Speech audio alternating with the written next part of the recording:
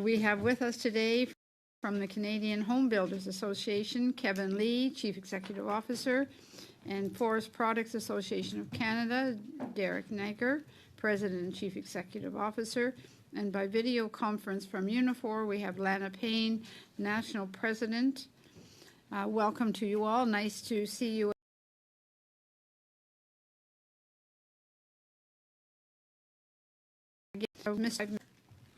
Thank you, and good morning. I'm happy to bring perspectives to you from the Canadian Home Builders Association on your study. And as I'm here on behalf of CHBA and our 8,500 member companies from coast to coast, I'll focus my remarks on how the softwood lumber dispute impacts the residential construction industry. However, of course, it doesn't just impact the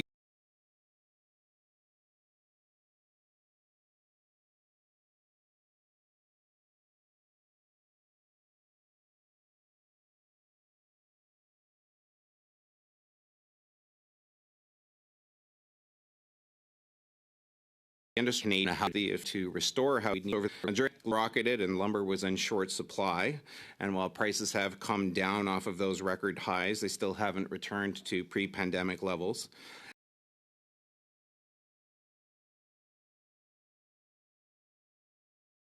Till at construction times and closings, and exacerbating housing affordability challenges for consumers.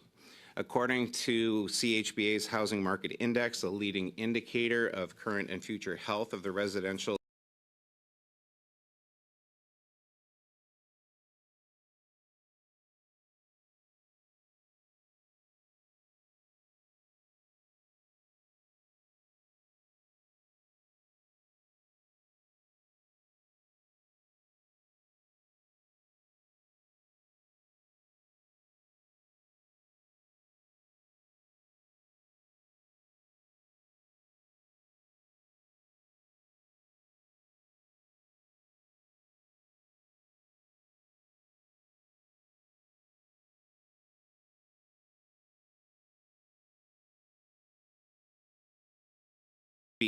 continue to fight these tariffs given their impacts on construction costs in the U.S. NAHB continues to call on the U.S. government to suspend tariffs on Canadian lumber imports and to move immediately to enter into negotiations with Canada on a new softwood lumber agreement that will eliminate those tariffs altogether. As the dispute lingers on, CHBA asks that the federal government support the lumber supply chain to maximize supply security, output, and delivery, and of course to seek a timely resolution to the trade dispute that serves Canada well, which, while difficult under the circumstances, is paramount. CHBA also asks that the government work with the domestic lumber producers to maintain and in the future be able to ramp up production by working with other levels of government to ensure more responsive and certain access to raw materials. We encourage continued collaboration with the lumber industry on key issues of securing certainty for sustainable lumber supply for domestic fiber. And it's also important to understand that there is a need for liquidity for the lumber industry to survive this tariff period, and there is likely a role for the federal government to play there, though we will leave that to our lumber industry colleagues to detail. So I'm glad to see Mr. Derek Nighbor here today from FPAC. It's also important to recognize that all industries, including lumber and home building, are facing more and more excessive red tape.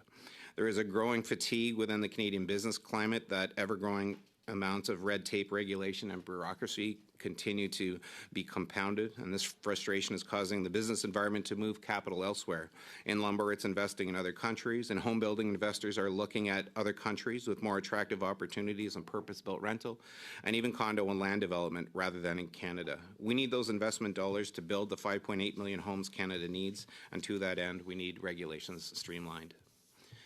In home building, the federal government has just launched a consultation on a proposed tax on vacant land. This concept shows a clear misunderstanding of the realities of the land development and home building sector and is an example of inefficient regulation that could cost home owners and home buyers a lot of money in the future. We also need to loosen up all of the red tape restricting getting more homes built in general. There are some good moves afoot on policy change, which is good, but we'll need more. And while more housing, if successful, means more use of Canadian lumber, which is good, I should also add that the move to more and more mid and high-rise construction doesn't necessarily correspond to the same increase in lumber usage. While we are introducing tall wood into the building codes, we still have to find a way to make it more cost competitive. In the absence of better cost competitiveness, we will see steel and concrete continue to dominate taller construction. We also need to clear the way for more low-rise construction, which can still be higher density, is primarily wood-based, and is the type of housing most Canadians prefer. The ongoing uncertainty between Canada and the U.S. on the softwood lumber dispute can have major impacts on lumber prices and supply here in Canada. Instability supply construction jobs, the sector's contribution to economic activity, and continue to exacerbate housing affordability challenges for consumers. CHBA urges the government to continue to fight hard for a positive resolution to this dispute. Thank you, and I'm happy to answer any questions you may have. Thank you very much. Mr. Nighbor, for up to 5 minutes, please. Great. Thanks, Madam Chair, and thank you for the opportunity. And I'll say on behalf of our sector and its people, we do appreciate all the dialogue and the efforts being made on both sides of the House. It's a really difficult time for our sector, and I'm happy today to talk a little bit about the landscape and then take your questions after. FPAC, as you know, represents Canada's wood, pulp, paper, and wood bioproducts manufacturers across the country. We're a $97 billion a year industry that exports more than half of what it makes, and we directly employ some 200,000 Canadians. I'm grateful that Lana and Kevin are here today. CHB and Unifor are two key partners and thoughtful voices for employees and the broader forest sector value chain. Despite the increased tariffs, the mills closed, the jobs lost to date, make no mistake about it, this sector has a lot of promise. There's much more we can do and many more jobs we can create. And while the realities of today are sadly against the backdrop of decline and massive trade risk, it doesn't have to be this way. I view this testimony as an opportunity to get our federal government to think about us more strategically, to end the game of whack-a-mole policy development that runs counter to how forest-based economies in other countries that are growing, countries like the US, Brazil, Finland, and Sweden. The World Bank forecasts that global timber demand will quadruple by 2050. Where do we want to get this timber from? Driven by global population growth and the want to build towns and cities around the world with clean, renewable. Global demand is growing. International customers value wood products coming from Canada. Our industry should be getting bigger, not smaller, as we consider the global opportunity over the next couple of decades. And we're the only building material sector whose products grow back. Another unique thing about our industry, and I can't be here without talking about our pulp and paper industry, our sawmills, our lumber mills need our pulp and paper mills. I think about Ontario, for example. Back in 2000, we had 15 pulp and paper mills in Ontario. We now have 3. These pulp and paper mills are a critical off-ramp for our sawmills to sell their chips and other residuals to, ensuring that every part of the harvested tree creates value. And we're not running out of trees. Yet from 2004 to 2022, we've seen a nearly 40% reduction in wood harvested in Canada. 45% down in BC, 50% down in Ontario, 38% down in Quebec, 66% down in Nova Scotia. And let's not forget that as harvesting activity declines, it impacts forest health and resilience. And there's an imperative here, too, to consider for improved public safety, a reduction in the number of community evacuations, an avoidance of declining air quality in the summer, and the mitigating of the risk of more carbon emissions from fire. Canada's Forest National Inventory Report will show you that across Canada's boreal forest, that more than 60% of the trees now are between the ages of 61 and 140 years old. These are trees and forests that are aging and approaching end of life.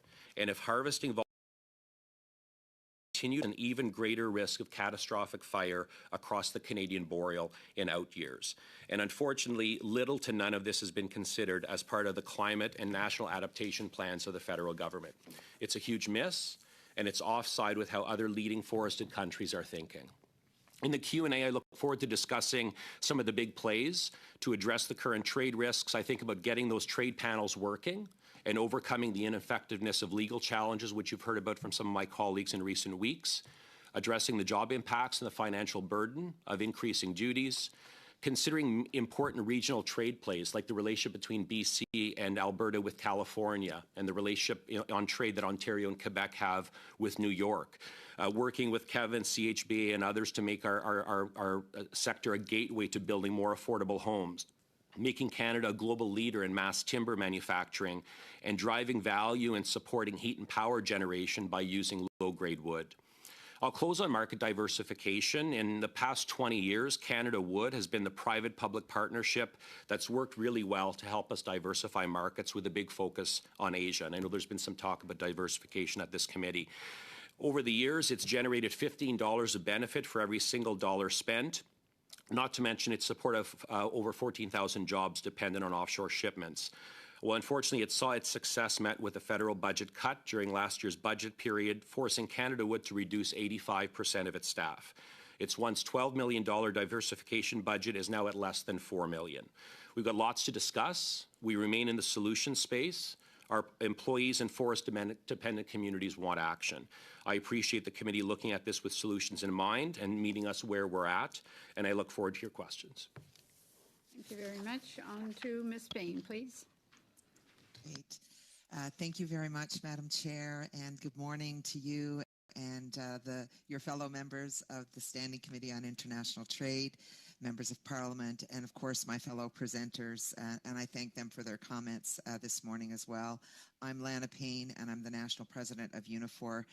We are Canada's largest private sector union with more than 320,000 members across the country working in every major sector of the Canadian economy, including the forestry industry.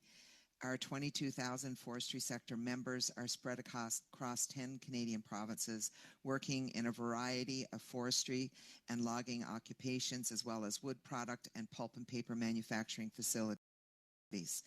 Quebec has the highest concentration of forestry membership in our union, accounting for about 55% of our overall sectoral membership, while Ontario and British Columbia account for 22% and 14% respectively.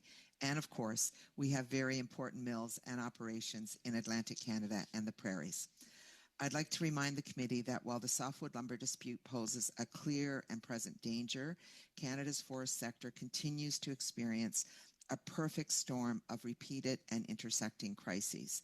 A combination of economic, environmental, and global challenges continue to destabilize the broader forestry sector. Forest fires were less destructive this year, but still very bad.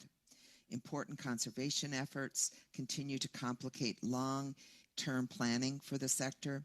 Volatile and flat prices are still making companies think and rethink their investments, and new EU regulations could negatively impact the ability of Canadian forest products to be sold in that market and around the world. All these crises have been disastrous for forestry workers, their families, and communities. The recent doubling of combined tariff duty rates and the looming threat of further increases are a devastating blow to Canada's forestry sector. We fear we will see workplace closures as a result of these continued increases. And this is without contemplating the additional 25% across-the-board tariff threatened by President-elect Trump, which, if imposed, would cause major problems in the sector. I think we all know this. Forest sector stakeholders in Canada have not always formed a united front on this issue, and this is particularly true of some of the forest companies themselves. For example, we are deeply concerned to see some Canadian forest companies divest investments into their U.S. operations while pulling up stakes here in Canada and abandoning their Canadian operations. However, it's important to recognize that playing the blame game won't help forestry workers and their families, and the hundreds of communities across our country that rely on forestry for their survival. The fundamental challenge we face is the overwhelming imbalance of power in our trade relationship with the United States.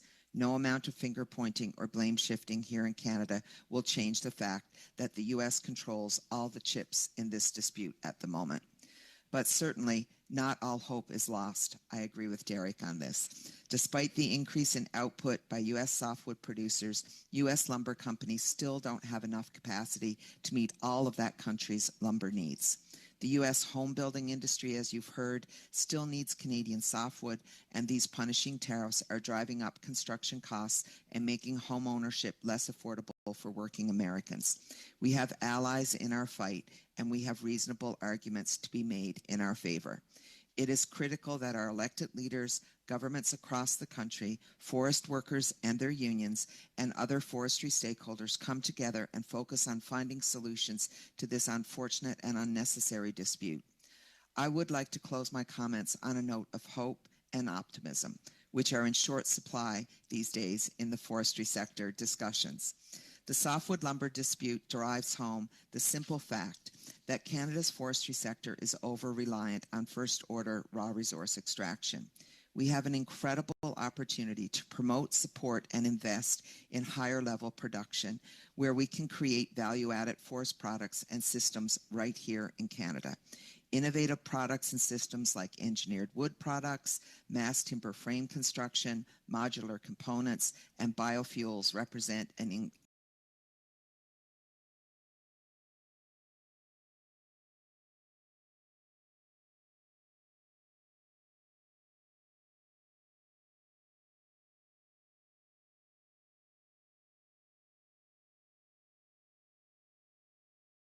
involving governments at all levels, forest companies and industry groups, Indigenous communities, academics and experts, forestry schools, and of course, forestry workers and their unions and local communities.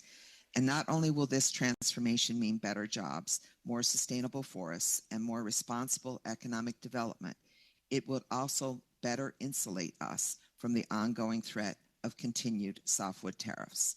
Thank you very much, and I too welcome all your questions. Thank you to the witnesses. On to Mr. Seaback for 6 minutes, please. Thank you very much, Madam Chair. It's nice to be back at the International Trade Committee after a brief hiatus. What's interesting to me is that we did a study when I was on this committee over a year ago on softwood lumber, which was an updated study from a few years before that on softwood lumber, which updated a study a few years before that on softwood lumber. And despite all of this, there's been really zero progress on resolving the softwood lumber dispute. And, you know, this has real consequences. And it's had real consequences for workers, as you mentioned, Ms. Payne, and their families. I'm wondering if you have any idea or any thoughts about what would be the benefit to workers if the dispute was resolved and the $9 billion in tariffs were returned to companies that could invest in the bold strategy, redevelopment strategy that you've just talked about. Thank you. Thank you, Kyle. Thank you for that question. Obviously, we have, because of these other crises that are across the sector, when you add the tariffs on top of that just received, and potentially the 25% tariff that the president-elect is talking about, and by the way, potentially another 15% next year, the sector cannot carry on with these kinds of duties and tariffs looming and over their head. And we have businesses right now, I would say to you, because of a whole bunch of factors, softwood being one of them, that are on the brink. And so they have to consider or reconsider whether they can actually make investments. And that's the scary part. So to your point, if there was an additional $9 billion back into the sector, this would certainly help us maintain and sustain many of the businesses that are out there today, employing a lot of Unifor members, thousands of them all across this country. But in addition to that, I think we have to look, as you've mentioned, to the long term about how it is that we have a coordinated development strategy for the sector going into the future. And that's critical too. So we're not looking at this in a piecemeal way, but planning it in a much more consistent fashion, and this will benefit workers and the communities in which they live.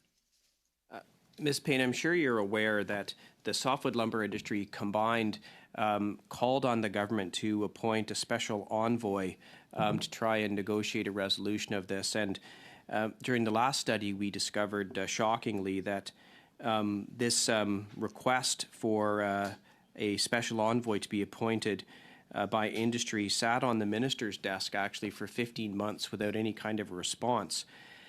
And in our committee report in 2023, there was actually a recommendation that was accepted by the committee and put to the government that the Government of Canada appoint an official softwood lumber emissary for Canada to engage with the United States to enhance Canada's efforts designed to encourage the U.S. administration to negotiate a resolution to the current softwood lumber dispute.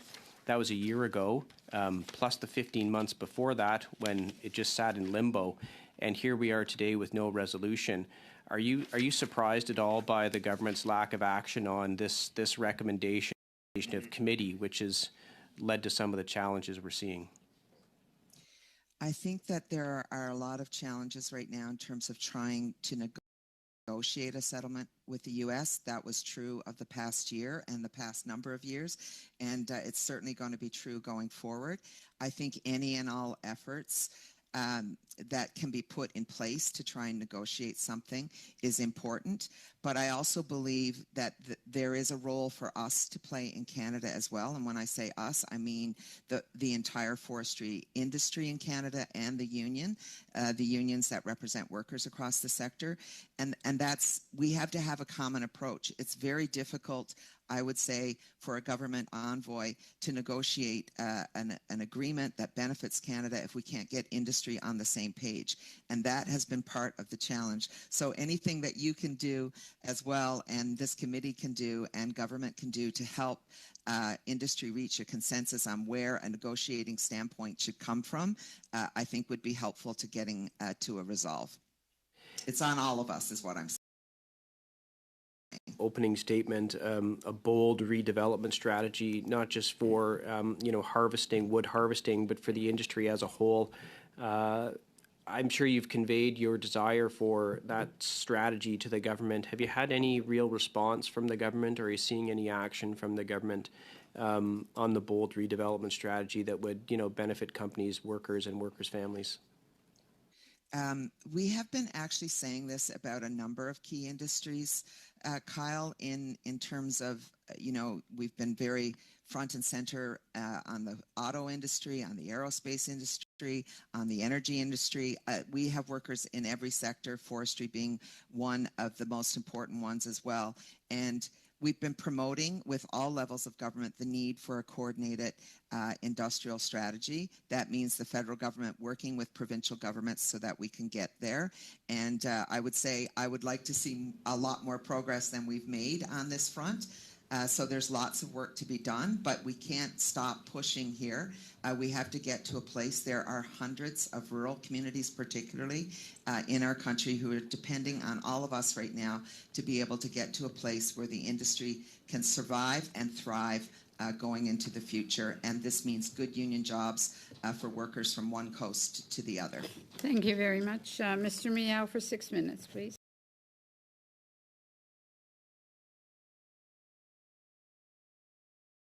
Madam Chair, I'd like to ask my first question to Mr. Lee.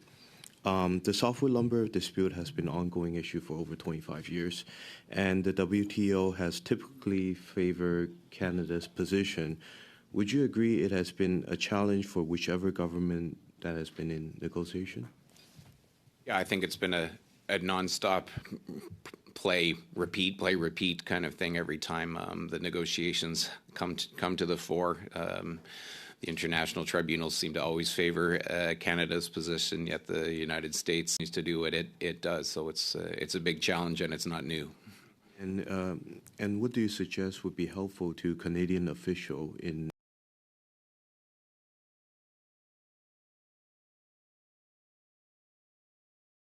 is very important, and it's very difficult. Even in our federated model, I remember a few years ago we were strategizing with our American colleagues at NAHB, and they mentioned one of the challenges is even just having the different provinces look to negotiate their own deals while trying to also negotiate a national deal. So bringing together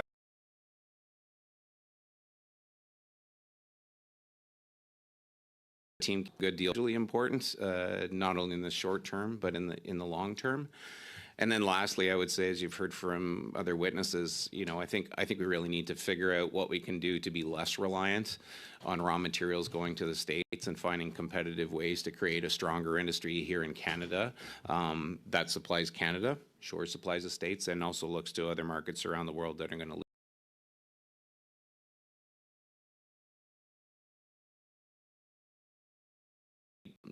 I agree with everything Kevin has said. Great. Earlier in your opening remark, you talk about our housing crisis, and I'd like to talk about the Home Accelerator Fund, which is a $4 billion investment, which is expected to lead to a construction of over 750,000 new homes in Canada over the next decade. Do you believe that association like yours, that the HAF would be a good investment, also addressing to the current housing crisis? Yeah, I think the most important thing about the Accelerator Fund is the way it's going after municipal processes and delays and zoning and all of those things. And while, the funds were sort of directed to municipalities to use in ways that they would choose, including for affordable housing and the like, the biggest problems that we're seeing in getting more housing built are around municipal delays, development charges, permitting challenges, zoning, all of these things. So I think it's really important that we continue to use all the levers we have at federal and provincial levels to ensure that municipalities do all that they can to enable more housing to be built. Thank you. And next, I'd like to ask Mr. Nighbor, what do you believe the main challenge in resolving the current the lumber dispute, and what do you believe an agreement with the U.S. that will benefit Canadian softwood lumber industry should look like? Yeah, I'll say there's a lot of talk about getting a deal done, but it's got to be the right deal for Canada, and that's the challenge here. And the other challenge here is that the folks on the other side of the border know how tough it is in Canada right now. And anytime you're trying to negotiate, when you know the other side is having a bit of a tough time, that's a very difficult position to be in. And I feel that for our mills and for our employees and for those communities.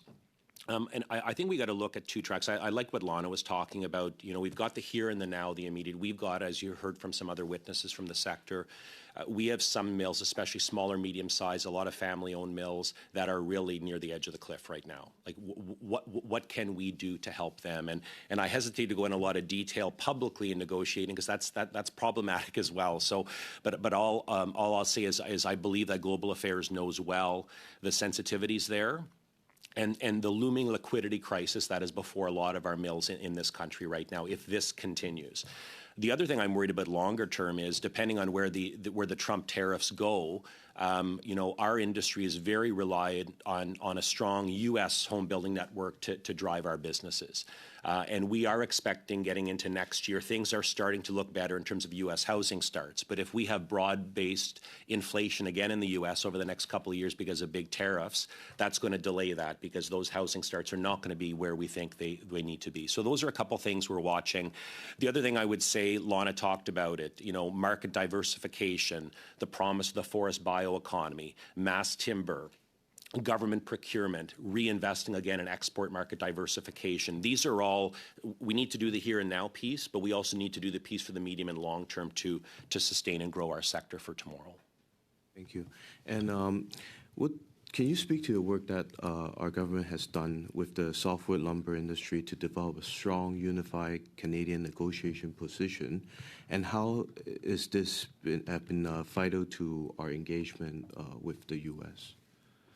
Yeah, I'll say, and to Lana's point as well around, there has been there's not always absolute unanimity across the lumber sector in this space. That's been the way it's always been, but the companies are working together with their value chain partners and with the government to try to build this Team Canada approach. So I'm happy to see the dialogue that's happening there. I think that's absolutely critical. We also need to remember the role the provinces play here. More than 90% of the land that our foresters are operating on are under the purview of the provinces. So those provincial voices become very important as well. I think, again, I'm very careful about not negotiating against ourselves and not doing that publicly. But I will say that it is a really dire time right now, especially for a lot of our smaller and mid-sized mills. And I think you heard that from my colleagues from Ontario and Quebec last week. Mr. Savard-Tremblay for 6 minutes, please. Merci, Madame la Présidente. Thank you, Madam Chair, and thank you to all of our witnesses for your opening statements, and thanks for sounding the alarm on this situation. It's been 40 years that we've known about this, and this has become sort of background noise in terms of an issue that's never being resolved. Mr. Lee, my first question will be for you. I would imagine that because you are with the Canadian Home Builders Association, we know that there's the National Home Builders Association in the U.S. I would imagine that you work with them or talk with them, and they are strongly opposed to these duties. And we know that this is an association that's close to the Republicans, closer to the Republicans than to the Democrats. With this new situation, I would imagine that you've had exchanges with them. Have they shared with you some concerns about certain aspects or other aspects that could be more positive? Could you share something on this for me? Merci beaucoup pour la Thank you very much for the question. Merci beaucoup. I don't know if there are a lot of positive elements pertaining to this. I will go to English now. With our discussions with NAHB, sure, I think it's pretty common for most industry associations to typically be more aligned with a Republican government, you know, smaller government type situations. They are pretty unwavering, though, in their recognition of the importance of Canadian lumber to the U.S. home building market. And so I don't expect that will change in terms of their calls for a complete elimination of the tariffs. I mean, there's no question that the number one damage that gets done on the tariffs is actually to the U.S. home buyer, and then in turn to the U.S. home builder who can sell less homes, as Derek was alluding to, you know, if we see high lumber prices. And don't forget that these tariffs, of course, result in higher prices in the U.S. across the board, not just on Canadian lumber, but it allows the U.S. Lumber industry to charge much more. So I do expect a continued call. I think by the same token, though, recognizing the challenges, we have seen a call for more diversification of the U.S. market to look to other countries. And so we are seeing that, which is obviously dangerous for Canada as well. So I think they're being realistic, much like we in Canada need to be realistic in terms of diversifying how we handle our lumber industry, how we add more value and create more opportunities to export, because the challenge, I think, will continue. I don't know, to the point earlier, hasn't this been going on for a long time? Yes, it probably will go on into the future. Hopefully we'll get that trade settlement, and probably the next time it comes to renegotiate, it'll probably be back to the same business. So the more we can do to solidify. Merci. Puis maintenant, Thank you. Now, we know that on their end, lumber and Quebec lumber is critical. It's critical for home building, for example.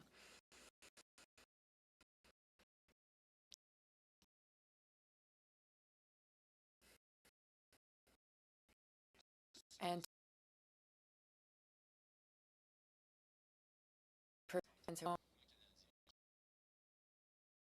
Americans who are struggling to buy homes.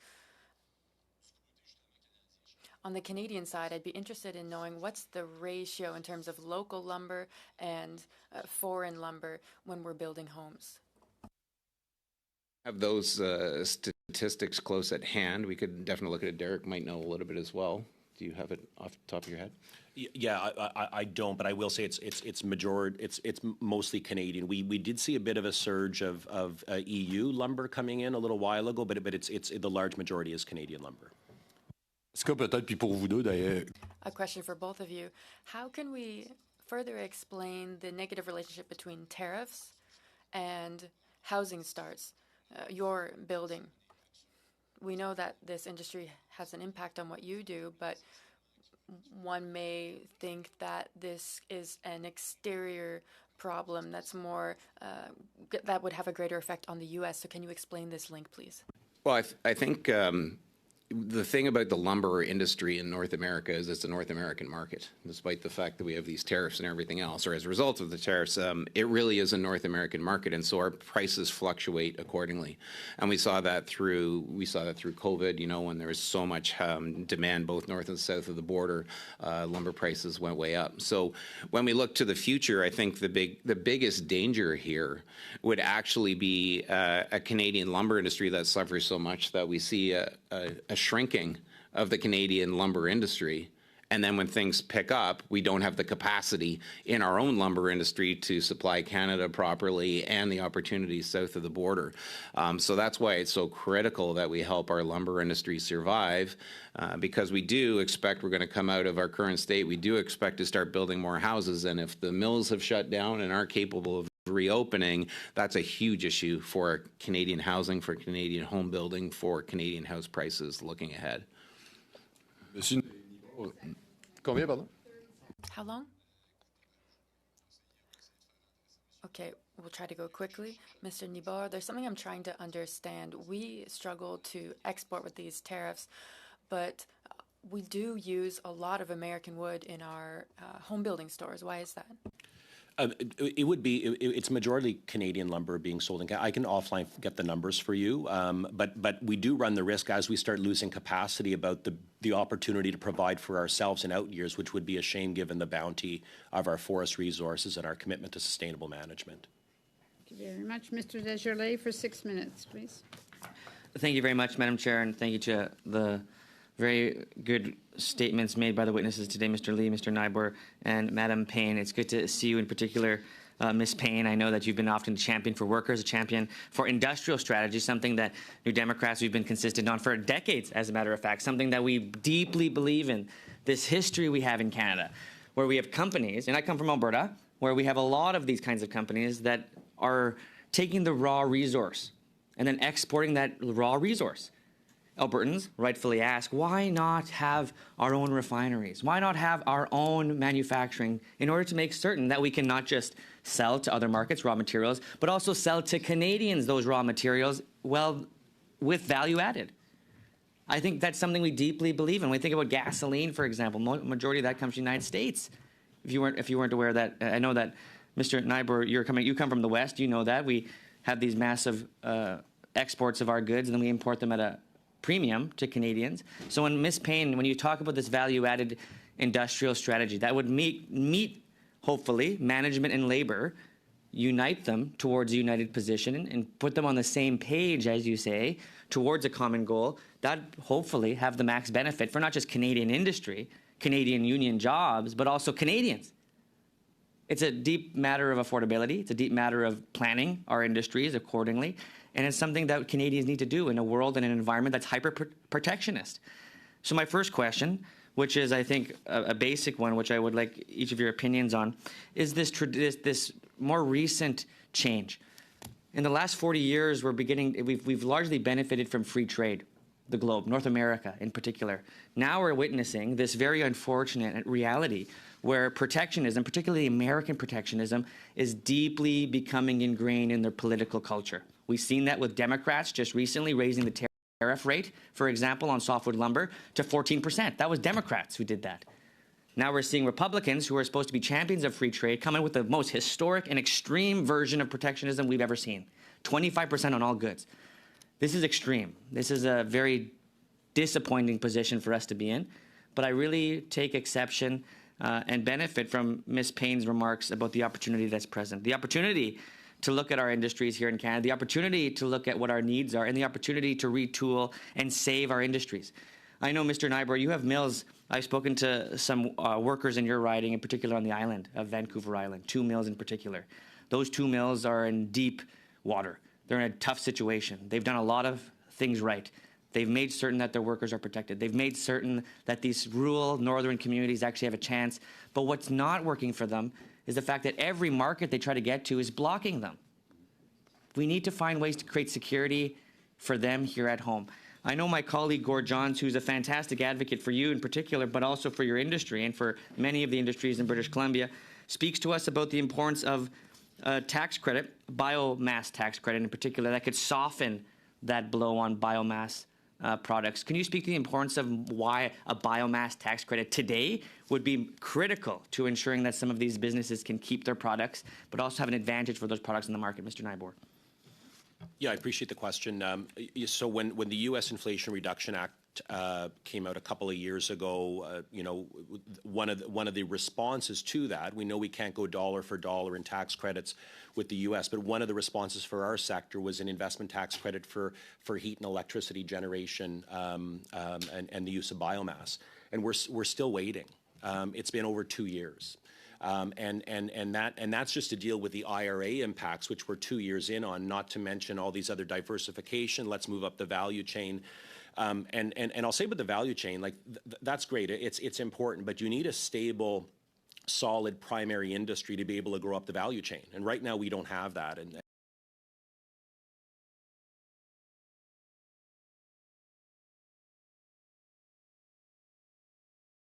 so industry is unstable. We got to stabilize the industry, and you know, we can walk and chew gum at the same time. Yeah, but we got to stabilize you know, where we're.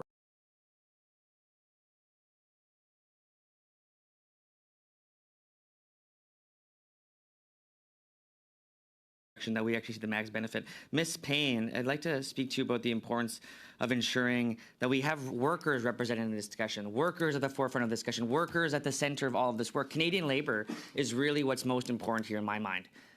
You mentioned some of the risks that were related to some of the companies and how they're managing this risk. They're offshoring their domestic revenue to their American bases, which isn't very good for workers here. It's not good for jobs here. It's not good for Canadian affordability here.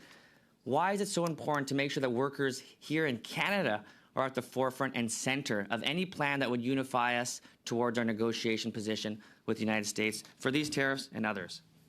A very brief response. Well, of course, we need to make workers central to all these discussions. It is their jobs and their communities, after all, that are at risk.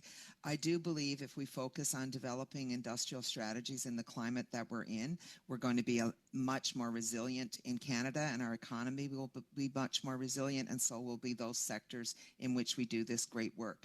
And so more industrial strategies now.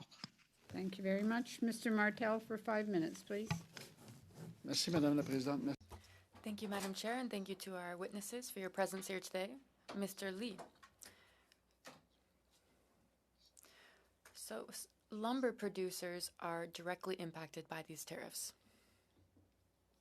They have to raise their prices to make up for these export losses. I'd like to know, how does this affect housing affordability, specifically for home buyers who are at a low income level? Yeah, certainly fluctuations in lumber price affect everybody. Those at the lower end of the affordability spectrum tend to be impacted more, of course. And the strange thing is about the way the situation could work. In some cases, tariffs might end up lowering prices initially in Canada because of lack of demand. The problem then becomes if we then have to balance the supply-demand equation, and then prices stabilize or start to go up, and then we hopefully increase at some point. We're looking to increase housing supply, and then there's more pressure on lumber prices in Canada, and they go up even further. So it's a very tricky and precarious position that we're currently in.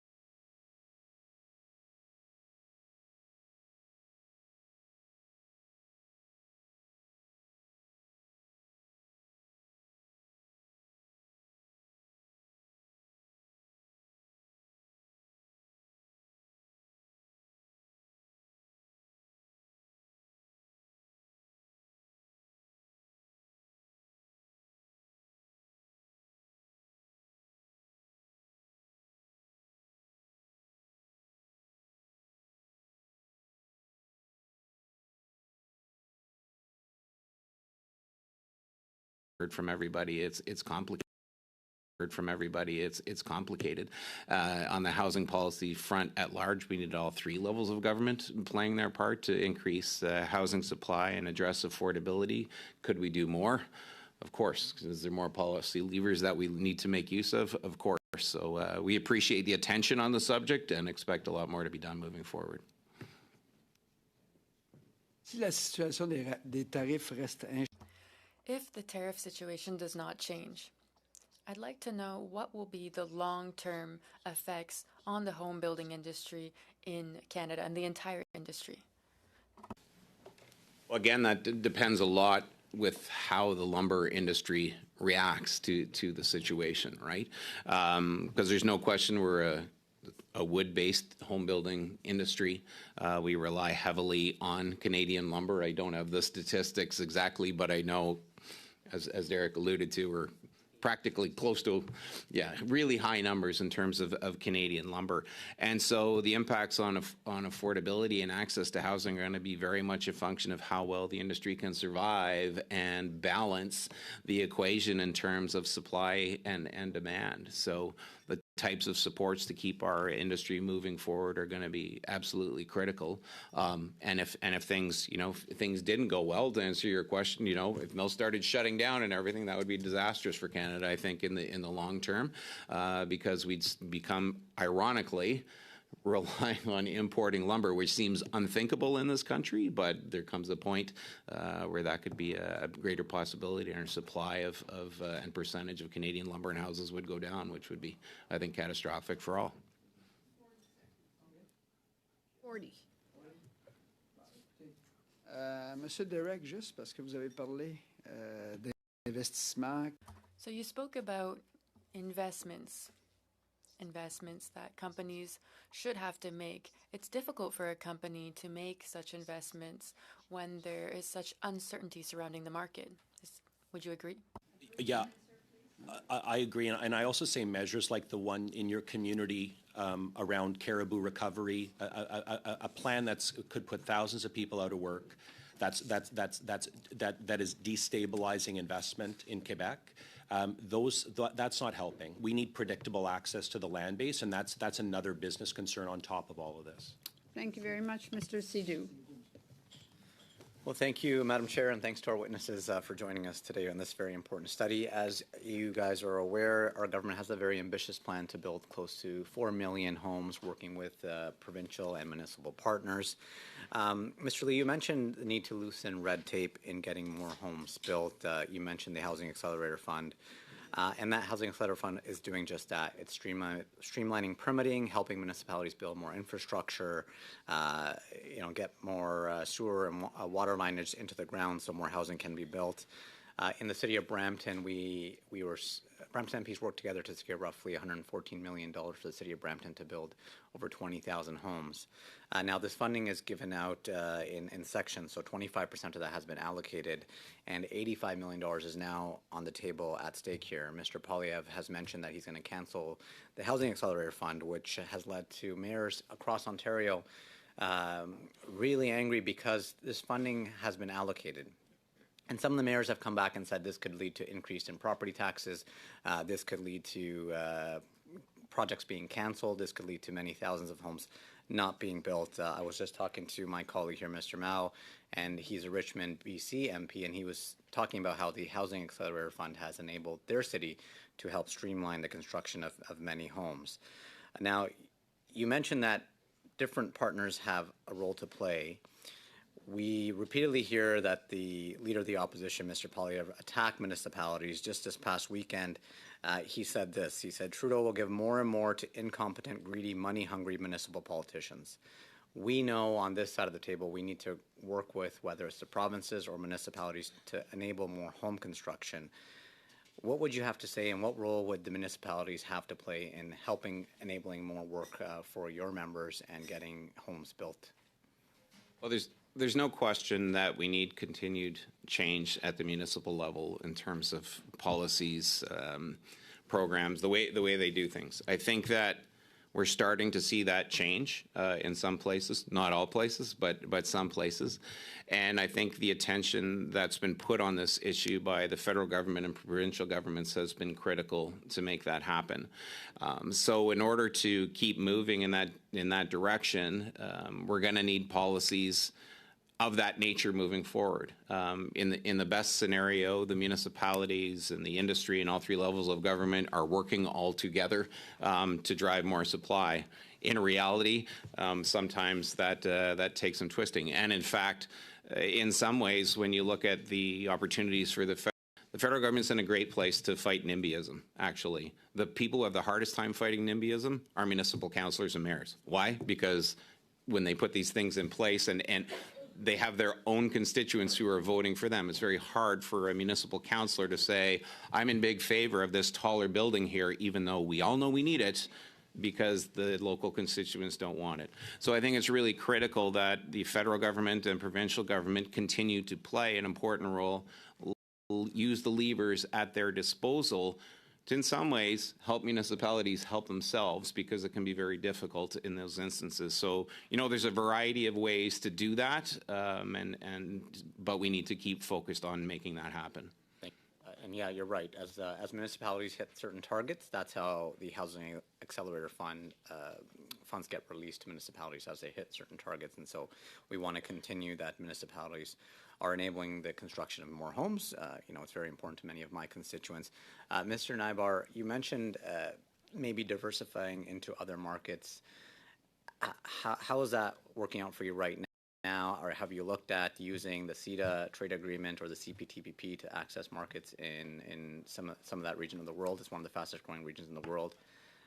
How's that turning out for you right now, and where do you think the government can assist you further? Yeah, thanks for that. I think the biggest opportunity for us is for sure Asia. We're opportunity there's still a lot of activity and opportunity in China through their building codes, moving to a more build with wood kind of culture, and how can we show them how to get there? Japan on the higher value, Japanese customers are going to pay good money for good wood. That's very clear. Korea, there's a strong furniture industry in Vietnam as well. So I think there's more promise for us in the Asia Pacific for sure. Europe, and Lana talked a bit about some of the EU regulations. We've got we're in the single digits in terms of what we're selling to the EU, but any diversification piece should be focused at, Asia's where the big opportunity is. And then also reminding, I was just looking at some of the stateside numbers. The state of California, 20%, this is 2020 numbers, 27% of their wood came from China, 24% from Canada. And you look at the state of New York, almost half comes from Canada, but right after Canada are Brazil, Chile, China, and then Russia. So I do think through diplomacy with our American counterparts and at the state level, and through that Team Canada kind of charm offensive, we have an opportunity to remind our American neighbors about the benefits of buying from Canada instead of Brazil or China. Thank you very much, to Mr. Savard-Tremblay for 2.5 minutes. Oui, Madame. Attendez, Madame. Just a moment. Ms. Payne. You already explained this. There's a significant impact on workers, on communities in which there are a lot of layoffs and closures. But to what extent this tangible impact? Is there a lot of uncertainty related to the lack of an agreement? With the lack of an agreement, there must be a lot of restrictions on investments in certain projects and products that could be good opportunities. So to what extent do you see an impact of this uncertainty on workers and layoffs? Absolutely. There's no doubt in my mind that the tariffs have potentially limited the kind of investment that we should have been seeing in the industry. And also these new tariffs, the 25% across the board tariff, it just creates chaos. It creates instability and can, and I believe will, result in diverting investment away from Canada and into the United States across not just the forest sector, but all sectors in Canada. So this is what we're facing, and it's why it's really, really important Derek talked about the Team Canada approach. I believe that. I think we have to have a unified front in Canada on all of these things, softwood lumber and U.S. trade generally. We need to make sure that we're protecting Canadian jobs and Canadian workers through this entire process. Parfait. Ben, écoutez, j'aurais envie dans ce cas-là, en 40 secondes. So I have 40 seconds left, not too much time, but I'd like to ask you to finish if you could confirm something for me. So contrary to what the Americans have suspected, a public forest is not being subsidized, correct? Yes, this is a very long question for 40 years that we've been arguing this point with the United States. I do believe that we have a lot of work ahead of us, but I also know what's possible when Canada comes together to do what's in the best interests of Canadians. And what I'm saying is let's just get on with it and get it done. Mr. Desjardins for 2.5 minutes. Lana, I really appreciate it. Let's just get it done. I think that's the approach that we took after World War II for many of our industries when we had created hundreds of corporations here in Canada to make certain that our soldiers across the ocean had what they needed, whether it was lumber, steel, or iron. We were able to produce that. Canada, little tiny Canada, barely 30 million people, was able to produce the largest merchant navy in the globe while also supplying our men and women overseas with every bit of raw material they needed, including material that was produced right here. I think that is a far cry from where we're at today with softwood lumber, but I don't think it's something that's beyond our reach. I think that Mr. Lee can have his products for his construction at the cheapest price possible because we've supported groups like Mr. Nighbor and his industry in producing value-added products, and hopefully we've done a good enough job as a country to ensure that we would create a foundation for forestry and softwood lumber where they can actually be seen not just domestically but internationally as a competitive force. My colleague from the Bloc Québécois mentions one of the root causes of this trade dispute related to this idea of subsidy, that all of our crown forests are this big, great subsidy that has to be protected from American softwood lumber industries or their big lobby. Of course, I disagree with that. I do think that Americans need our lumber tremendously, and I think that in many ways this is Trump's way of trying to create a positive surplus for himself. Has nothing to do, I think, with the fact that he's failed at the borders to secure America. That's not our problem. It's his job to secure the American borders. What he wants to see is his industries benefit through the trade imbalance that currently exists. Canada has a surplus, partly because of our great industries and how competitive we are, and we're being punished for that. That's inappropriate. That's not an okay thing to do. That's not what friends do to other friends. This is why I agree with the Team Canada approach. I think that we do need to see that. It needs to put front and center what is valuable for Canadians, which is our jobs. The union jobs that are there is the most valuable and important piece to this puzzle for me. And so to Ms. Payne, in terms of Team Canada approach, you had just witnessed Justin Trudeau, our Prime Minister, head to the United States. He came back, unfortunately, without what I think many, the answers that we were hoping for. What do you think needs to be the question we pose to our Prime Minister at this point? A very brief comment back, please. There's 16 seconds remaining. I don't think that any of us had an expectation that the Prime Minister was going to be able to get a deal with the President-elect in one dinner meeting. But I do expect... But an answer. We're hoping to get some answers. That was the word I used. Thank you very much. I'm trying to complete this round. Mr. General for 2 minutes, and then Mr. Arya for 2 minutes. Thank you, Madam Chair, and thank you, Derek, Kevin, and Lana for being with us here today. It sure is great to hear from all of you. I'm hoping to get 2 quick questions in. Ms. Payne, we heard from testimony last week that there was 90,000 jobs lost in the sector, and you had mentioned the significant impact that it had had on your organization. Do you know how many of those 90,000 jobs were Unifor jobs? We have been losing forestry jobs for decades right now, and this is why we have been talking about the need to have a proper industrial strategy to build and protect the jobs we have today, but also create new jobs. Tens of for sure, I don't want to cut you off. I know we're at the very end, but hoping that if there's a number, we could get it. If you don't have it today, if we could send it to the committee, it would be great. I sure can. There's tens of thousands of jobs that have been lost in the forestry sector over the last number of decades. Unifor jobs? Yes. Yes, okay. And quickly to actually probably both you, Derek and Kevin, you had mentioned that the cost of lumber now $26,000 more than the pre-pandemic. Kevin, during your opening testimony, do you know, and have you done any analysis on how many fewer homes that has impacted?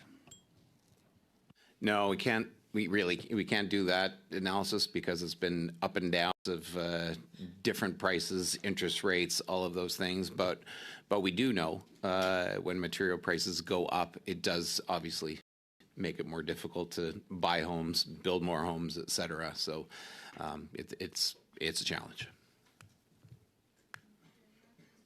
For 2 minutes, please. Thank you, Madam Chair.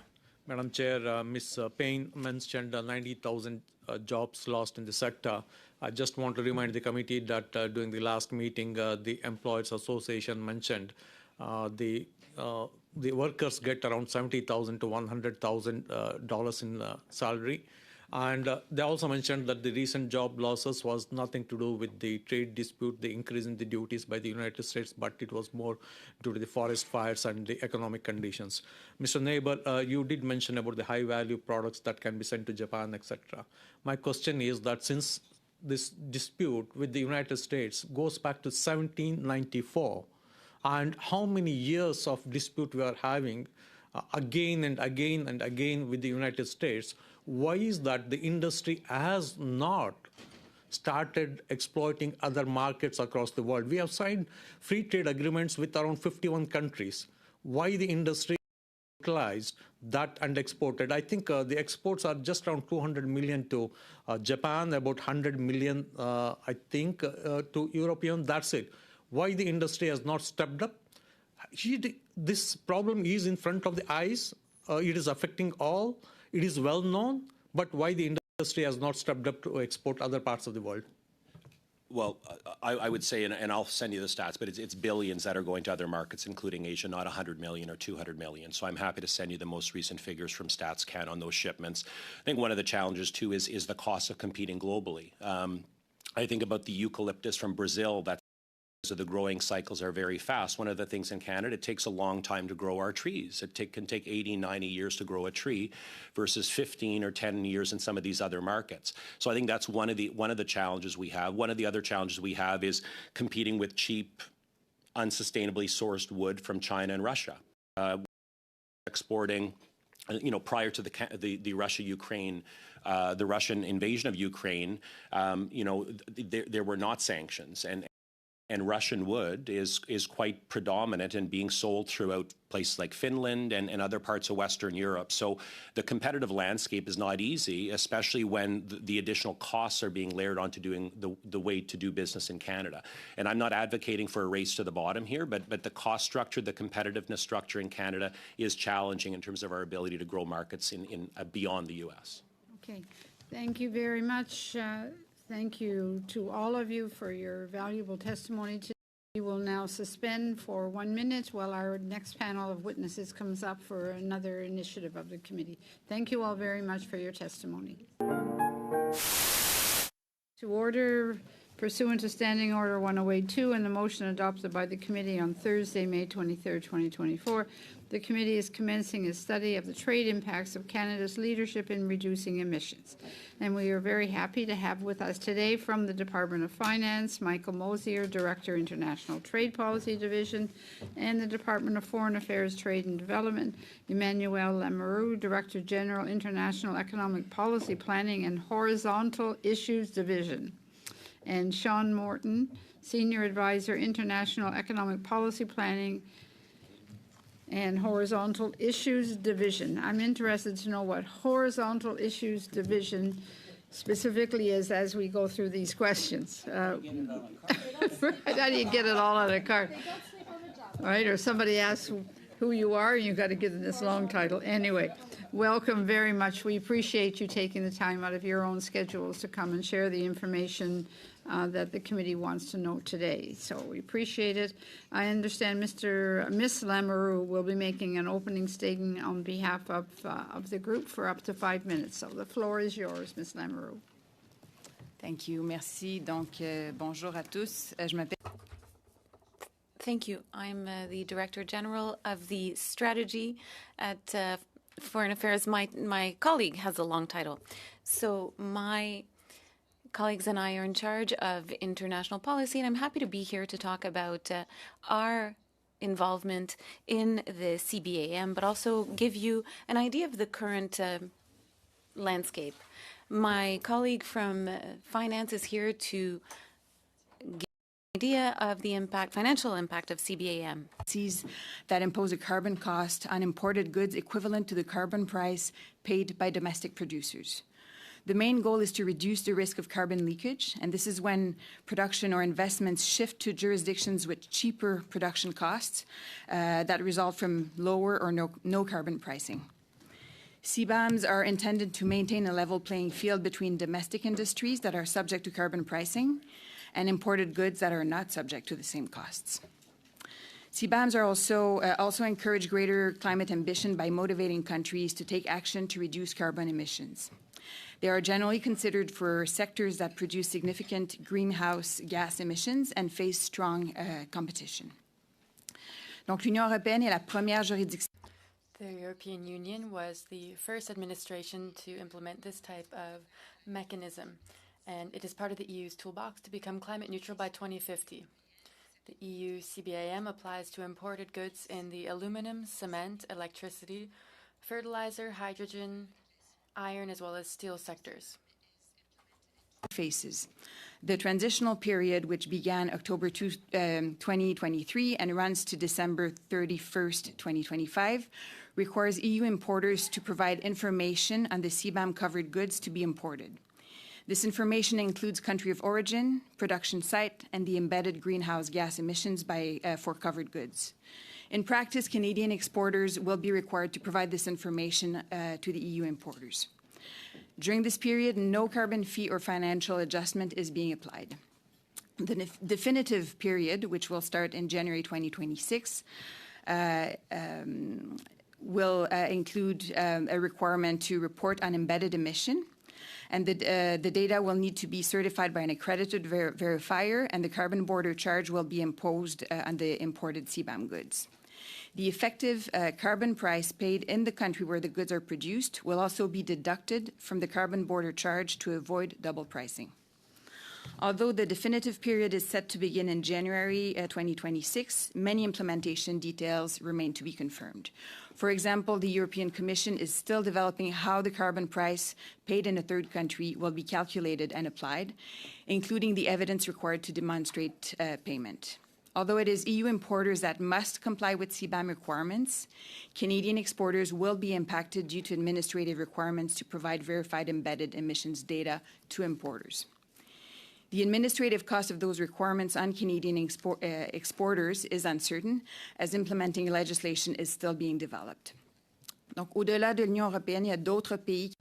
In addition to the EU, other countries are considering CBAMs as well. Last month, the United Kingdom confirmed the introduction of its own CBAM by January 1st, 2027.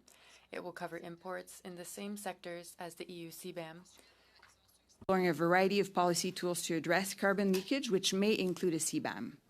A decision is expected in 2025. As the CBAM landscape continues to evolve globally, we can expect that this will have implications for Canadian exporters in emissions-intensive sectors. The proliferation of border carbon adjustments could also lead to a patchwork of unique CBAM requirements, which risk having a major impact on trade flows and creating burdensome administrative procedures and costs for Canadian exporters. That's why Canadian officials continue to closely monitor CBAM developments and to engage with partners as these measures are being developed. To inform our advocacy efforts to advance Canadian interests, we collaborate closely with experts from other federal departments, seek input from provinces and territories and industry stakeholders. We also continue to advocate with our trading partners who are considering CBAM measures on the need to consider industrial carbon price paid in Canada when the CBAM carbon border charge is calculated. Nous continuons aussi à insister sur le We also continue to emphasize that CBAMs need to be consistent with international trading obligations. Thank you, and I will be happy to answer your questions. Thank you very much. We will open it up with Mr. Williams for 6 minutes, please. Thank you, Madam Chair, and thank you for being here today. Ms. Lamoureux. We want to talk about trade and some of the statistics we've been looking across the whole field of trade and economic development in Canada, especially the last 9 years. I want us to talk specifically, perhaps, with looking at the Americans right now and some of the shift. So you're responsible for international economic policy planning. When we look at what's happening with the Americans and this issue, do we see the new administration enacting a price on carbon or a CBAM at this point? So on CBAM, with respect to the U.S. administration, the incoming U.S. administration, as far as I know, has made no mention of such an intention. There are currently before the current Congress a number of bills that consider those matters, but it is unclear whether they will be reintroduced under the new Congress. Have we looked this far when we've been developing CBAM? You've talked about the European Union, maybe Australia, maybe the UK, but how would this affect our competitiveness if Canada had a CBAM and the Americans did not? With respect to a Canadian CBAM, so we don't I would turn to my colleague from the Minister of Finance, the Ministry of Finance. We are not currently, in the process of doing this. In terms of impacting our competitiveness, I would flag that the EU is the first jurisdiction to put in place such a mechanism. They are still developing their legislation, so the impact of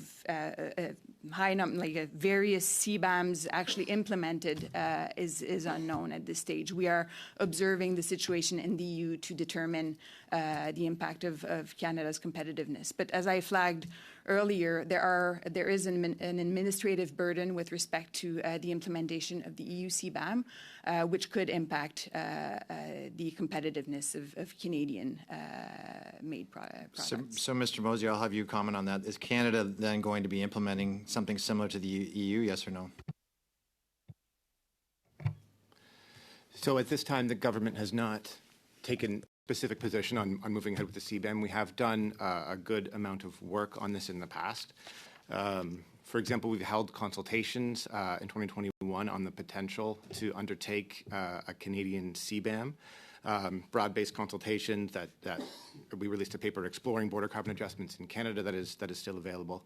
But to date, we continue to assess sort of what we heard in those consultations. There are a number of factors to go through, and I'm happy to speak to those. Sure, and so I'm just going to go back to the government at hand actually promised in their last election platform to implement a CBAM. So you're saying there's no plans, but the government promised to implement this. Why would you be doing consultations if there's no plan to implement it? I think the government's, in Budget 2020 is when it first came out, the government indicated its intent to study the potential for a border carbon adjustment mechanism in Canada, and that's what's been happening to date. And we continue to undertake that study and talk to partners and look at that. One of the charts we do look at, or one of the, I guess, statistics we look at is the sharp decline in business investment per capita in Canada versus the U.S., especially since COVID-19. We've seen a sharp increase from the American side and a sharp decline from the carbon tax has been implemented and continues to increase. This year, in April 1st, will increase 19%. Is something we do study, and it seems to be that when we look at the Americans, they don't have a price on carbon or a carbon tax. We do. It's one of the biggest when we look at causation. May not always mean equal correlation, but it does seem so in this point. Would you see this as another barrier for businesses? And if so, will this cost anything to businesses if CBAM is implemented?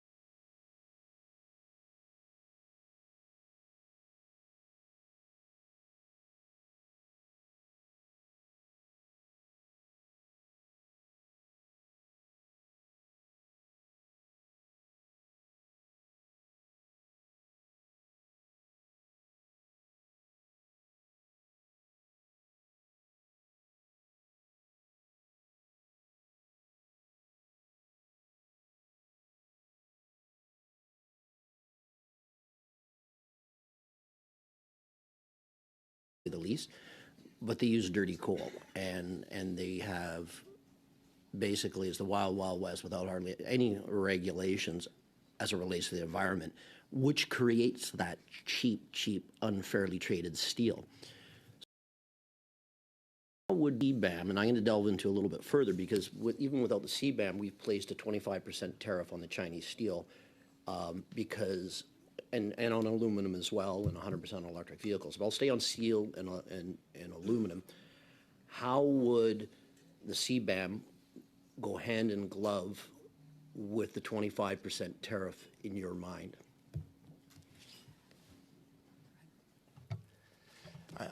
I think I'll answer, given it's more about a Canadian CBAM and how that would go hand in glove with that. I mean, it's a good question. Obviously, when we put the 25% surtax on steel products from China, part of the government's rationale was that there were lax environmental policies. And so I think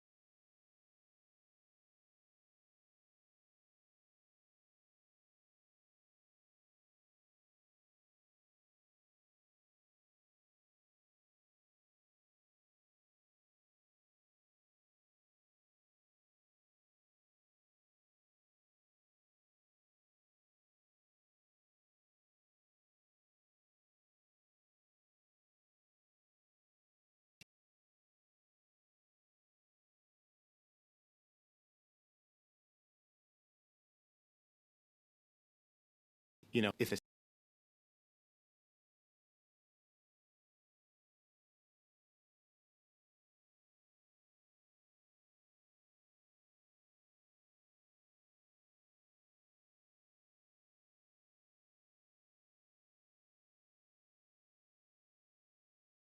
even ban, for example,